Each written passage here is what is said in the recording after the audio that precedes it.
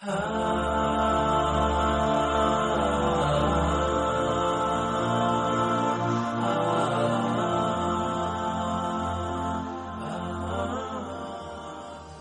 oqshom.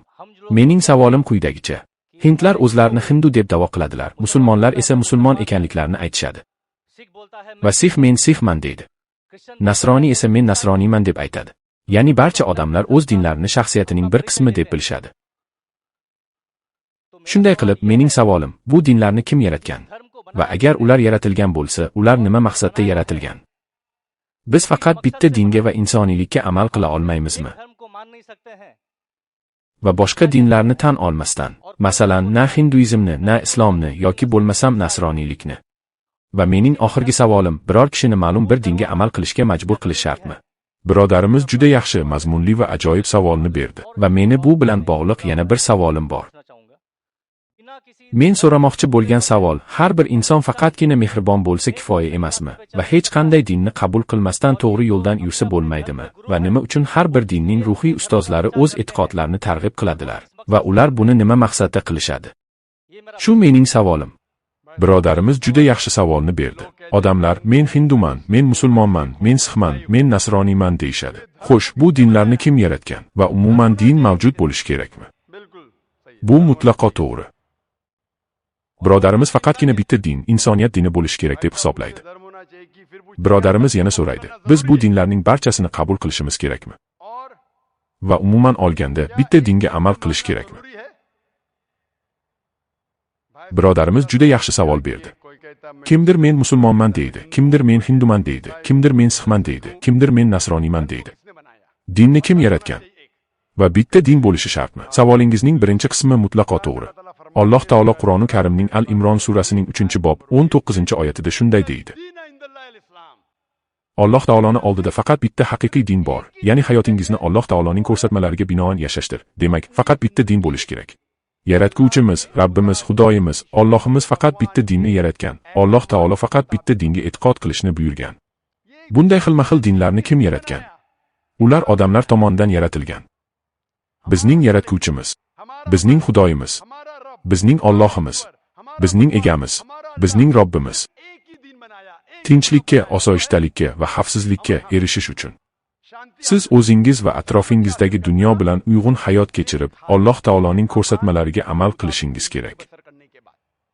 Shuning uchun yaratuvchi faqat bitta e'tiqod va bitta dinni yubordi. Ammo vaqt o'tishi bilan unga o'zgarishlar kiritila boshlandi. Borgan sari tez-tez o'zgarishlar paydo bo'la boshladi. Bu o'zgarishlar tufayli Alloh taolo ularni tuzatish uchun boshqa payg'ambarlarni, boshqa kitoblarni va oyatlarni yubordi. Biroq vaqt o'tishi bilan yangi diniy oqimlar va buzilishlar paydo bo'ldi. Bunga javoban Alloh taolo boshqa payg'ambarlarni va boshqa oyatlarni odamlarga haqiqiy yo'lga qaytishlariga yordam berish uchun yubordi. O'sha paytda ko'plab kitoblar nozil qilingan. Ammo eng so'nggi kitobi muqaddas Qur'oni Karim bo'lgan. Alloh taolo Qur'oni Karimning Ar-Ra'd surasining 13-bob 7-oyatida shunday degan: Har bir davrning nasihat qiluvchisi va ogohlantiruvchisi bor. Har bir xalqning payg'ambari bor.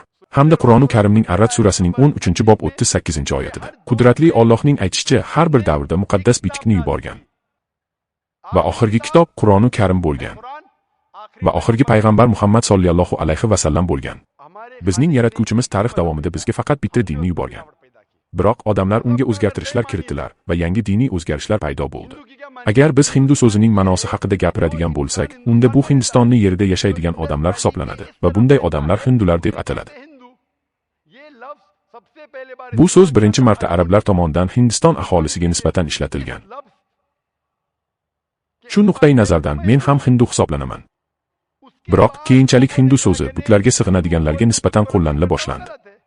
Va bu noto'g'ri, chunki men ham hinduman. Va nasroniy so'zining ma'nosi nimani anglatadi? Nasroniy so'zi Iso Masihning ta'limotiga amal qiladigan kishi hisoblanadi. Iso alayhissalomning ta'limotiga amal qiladigan kishilarga. Men o'zimni nasroniy deb aytayotganlarga qaraganda ko'proq nasroniyman deyman. Chunki men o'zimni nasroniy deb aytadigan odamlarga qaraganda Isoning ta'limotiga ko'proq amal qilaman. Shu ma'noda men yanada haqiqiy nasroniyman. Yahudi so'zi nimani anglatadi? Yahudi degani Alloh taoloni sevadigan kishi degani. Men ham Alloh taoloni sevaman. Musulmon so'zi nimani anglatadi?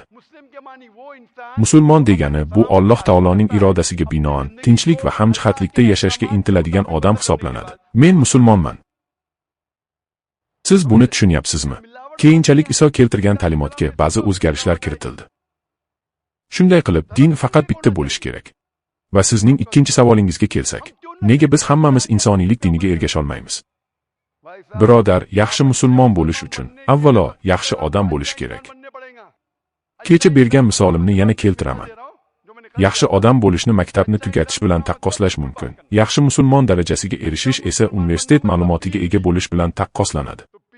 Bu doktorlik dissertatsiyasini olishga o'xshaydi, lekin avval siz maktabni tugatishingiz kerak. Faqat maktabni tugatgandan so'ng siz doktorlik darajasini olishingiz mumkin. Siz 10-sinfgacha ta'lim olish kifoya deb aytasiz. Ammo men eng yuqori darajaga erishganimdan keyingina mamnun bo'lishim mumkin deb o'ylayman. Shunday qilib, yaxshi musulmon bo'lish uchun avvalo yaxshi odam bo'lish kerak. Demak, islom insoniyat dinidir, ammo insoniylikdan tashqari u boshqa narsalarni ham o'rgatadi. Allohning o'rgatadigan ta'limotlari u spirtli ichimliklar ichmang deydi. Insoniyat haqidagi kitobda spirtli ichimliklar ichishga ruxsat berilgan, ammo bizning yaratuvchimiz yo'q deydi. Spirtli ichimliklar ichganda nima bo'ladi? Bugungi kunda barcha zo'rlash holatlarini ko'rib chiqsak, zo'rlanuvchini yoki jabrlanuvchini yoki ikkalasini ham sodir etganlarning 80% dan ortig'i mast holatda sodir bo'lgan. Yoki zo'rlovchi mast bo'lgan, yoki jabrlanuvchi ayol mast bo'lgan. Yoki ikkalasi ham mast bo'lgan. Xullas bu holatlarning 80% shu sababdan sodir bo'ladi. Shuning uchun bizning yaratuvchimiz, bizning Rabbimiz bizni spirtli ichimliklarni iste'mol qilmaslikka undaydi. Insoniyat spirtli ichimliklar ichishni aytadi. Siz kimga ergashasiz? Insoniyatgami yoki Rabbigami? Shuning uchun musulmon bo'lish insoniylik bo'yicha doktorlik darajasini olishga o'xshaydi. Yaxshi odam bo'lish esa maktabni tugatishga o'xshaydi. Men sizga to'liq qo'shilaman. Lekin avval siz yaxshi odam bo'lishingiz kerak. Shundan keyingina musulmon bo'lishingiz mumkin. Haqiqiy musulmon bo'lish uchun Alloh taologa ibodat qilish kerak. Siz mendan biron bir dinga amal qilish kerakmi deb so'radingiz. Bu mutlaqo to'g'ri.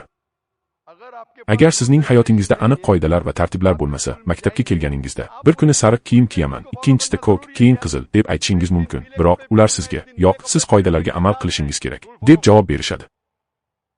Agar sizga birgalikda biz alifboni ma'lum tartibda o'rganamiz deyishsa, ammo agar siz "Yo'q, men uni teskari tartibda o'rganaman" deb aytsangiz, sizga "Yo'q, o'zini tartibida o'rganing, A, B, C, D deb o'qish kerak" deb aytishadi. Agar siz yo'l qoidalariga rioya qilmasangiz va men yo'l qoidalariga rioya qilmayman deb aytsangiz, men qarama-qarshi tomonga yuraman, hamda qizil yonganida yuraman va yashil yonganda to'xtayman desangiz. Agar bizda qoida va tartib bo'lmasa, qanday qilib mashinani boshqarishimiz mumkin?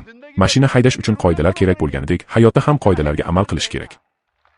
Biroq buning aksini aqlli emas, balki ahmoq odam tasdiqlaydi va men sizni aqlli odam ekanligingizga ishonaman. Mashina haydash uchun qoidalar kerak, maktab uchun qoidalar kerak, hayot uchun esa qoidalar kerak emasmi? Agar siz burningiz orqali ovqatlanaman deb aytsangiz, bu normal holat hisoblanadimi? Albatta yo'q. Shunday qilib, bizning yaratuvchimiz biz uchun nima to'g'ri va nima noto'g'ri ekanligi to'g'risida qaror qabul qiladi. Biroq kasal bo'lganingizda siz shifokorga borasiz. Shifokor inson tanasini yaxshi biladi, ammo eng buyuk shifokor yaratuvchidir. U biz uchun nima yaxshi va nima yomonligini biladi.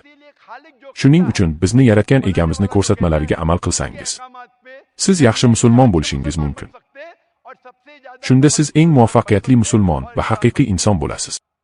Men sizga savol bermoqchiman. Siz yaratuvchi borligiga ishonasizmi? Men yaratuvchi nima ekanligini bilmayman. Bu uning yaratuvchi ekanligini anglatadi. Siz bitta Xudoga, bitta Allohga ishonasizmi? Yoki ko'p xudolarga ishonasizmi? Men cherkovga ham, masjidga ham boraman. Men hamma narsani boshqaradigan oliy kuch borligiga ishonaman. Ya'ni ikkita emas, bitta kuch borligiga ishonasiz, to'g'rimi? Ha, ishonchim komilki, hamma narsani boshqaradigan kuch bor. Siz ikkita kuchga emas, bitta kuchga ishonasiz, to'g'rimi? Men bitta kuchga ishonaman. Yana qaytaraman, siz bitta kuchga yoki ikkita kuchga ishonasizmi? Men faqat bitta kuchga ishonaman. Men ham bitta kuchga ishonaman va men ham cherkovga, ham masjidga ham boraman. Ammo cherkovga kelganimda butlarga sig'inmayman. Men haykallarga sig'inmayman, chunki bu kuch bu Xudo, haykallarga sig'inmanglar degan. Butlar va haykallarga sig'inish biz haqiqiy kuchga ega bo'lgan zotga shirk keltirishimizni anglatadi. Shunday qilib, hinduizmda ham haykallar va butlarga sig'inmaslikni aytadi. Nasroniylikda ham shunday deyilgan va Qur'oni Karimda ham shunday deyilgan. Faqat bitta Xudo, bitta kuch, bitta yaratuvchi, bitta Alloh bor, lekin u faqat bitta, ikkita emas. Shunday emasmi? Ha, yaxshi, siz yagona kuchga ishonasizmi? Ha, ishonaman. Siz bitta Xudoni, bitta ishvarni, bitta Allohni tan olasizmi? Ha, tan olaman. Butparastlik va haykallarga sig'inish noto'g'ri ekanligiga qo'shilasizmi? Bu noto'g'ri, lekin men buni baribir qilaman. Mana bu sizning muammoingiz hisoblanadi. Siz buni noto'g'ri deb bilasiz. Alhamdulillah, lekin baribir buni qilasiz va bu noto'g'ri. Sababi bu avloddan avlodga o'tib kelmoqda. Mening bobom ham yer tekis ekanligini aytgan edi, lekin men maktabga borganimda uning sharsmon ekanligini bilib oldim. Ammo men o'zimni Xudodan qo'rqadigan odam deb bilaman. Chunki men haykallarga sig'inaman. Men o'z e'tiqodimni namoyish etaman, lekin yomon ishlardan qochishga harakat qilaman. Ammo bu yerda qarama-qarshilik mavjud. Siz butlarga sig'inish noto'g'ri deb aytasiz va siz yomon narsalardan qochasiz, lekin shu bilan birga yomon ishlarni qilasiz. Men yomonlik qilmaslikka harakat qilyapman deb o'ylayman. Siz butlarga sig'inish noto'g'ri deb aytdingiz, lekin shu bilan birga men butlarga sig'inaman va yomon ishlardan qochaman deb aytasiz. Bu uchta narsani o'rtasida qarama-qarshiliklar mavjud. Bu noto'g'ri, lekin baribir siz buni qilasiz va yomon ishlardan qochasiz. Bu ishingiz g'alati emasmi? Bu spirtli ichimliklarni yomon deb aytishga o'xshaydi, lekin men baribir ichaman, lekin men hech qanday yomon ish qilmayman. Agar ichsam, zo'rlashi mumkin, demoqchisiz, shunday emasmi? Lekin men ichmayman. Bu yaxshi, alhamdulillah. Butlarga sig'inish taqiqlangan va bu sizning vedalaringizda ham, Bibliyada ham, Qur'oni Karimda ham yozilgan. Xo'sh, unda nega buni qilyapsiz? Agar siz bundan qochmoqchi bo'lsangiz va to'g'ri yo'ldan borishni istasangiz, ushbu amallarni yuborgan, siz aytayotgan kuchga, Alloh taologa amal qilishingiz kerak. Butlarga sig'inishdan nimani olasiz? Qur'oni Karimni o'qing. Muqaddas Qur'oni Karim bu qudratli Xudoning siz aytgan kuchning oxirgi xabari hisoblanadi. Agar butlarga sig'inish noto'g'ri ekanligini bilsangiz, qanday qilib noto'g'ri ishlarni qilish orqali to'g'ri yo'lga kirishingiz mumkin? Misol uchun o'g'rilik yomon, lekin siz nima qilasiz? Siz o'g'rilik qilasiz va kambag'allarga tarqatasiz. Bu ishingiz to'g'rimi? Bu noto'g'ri. Albatta noto'g'ri. Ammo men kambag'allarga yordam beryapman deyishingiz mumkin. Agar siz kambag'allarga yordam bermoqchi bo'lsangiz, halol mehnat natijasida olingan narsalarni boshqalardan tortib olmang. Halol mehnat qilib pul topib keyin yordam berishingiz kerak. Va xuddi shunday, siz butlarga sig'inish noto'g'ri ekanligini bilasiz, lekin nega buni yana qilyapsiz? Chunki sizning ota-bobolaringiz shunday qilishgan. Mening ota-bobolarim yer tekis deb aytishgan edi, lekin men bunday emas deb aytaman. Aytingchi, yer yumaloqmi yoki tekismi? Yer yumaloq. Ota-bobolarimiz nima deb o'ylashgan? Yer tekismi yoki yumaloqmi? Yumaloq deb aytishgan. Men sizni o'tib ketgan ota-bobolaringizni nazarda tutgandim. Ular yumaloq deyishgan. 1000 yil oldin ham shunday deganmi? Ha, shunday degan. Bobongizning ismini bilasizmi? Bilmayman. Bilasizmi, siz havodan olib gapiryapsiz. 1000 yillar oldin odamlar yerni tekis deb hisoblashgan. Sizning bobongizning ismi nima edi? Men uning bayonotini ilmiy kitobga yozishim kerak. Iltimos menga ayting, men buni yozishim kerak. Aytingchi, u haqiqatdan ham yerni yumaloq deb da'vo qilganmi? Men bu haqda hech narsa deya olmayman, chunki uning gaplarini eshitmaganman. To'g'ri. Ammo ilm fanning aytishicha, mening bobom va sizning bobongiz yer tekis ekanligiga ishonishgan. Endi siz yerning tekisligiga ishonmaysiz, chunki siz buni endi bilib oldingiz. Shuning uchun odam bilimga ega bo'lganda, u xatolardan xalos bo'lish kerak. Endi siz butlarga sig'inishni davom ettirasizmi yoki undan voz kechasizmi? Men voz kechishga harakat qilaman. Mana bu to'g'ri qaror. Endi siz o'zingizga keldingiz.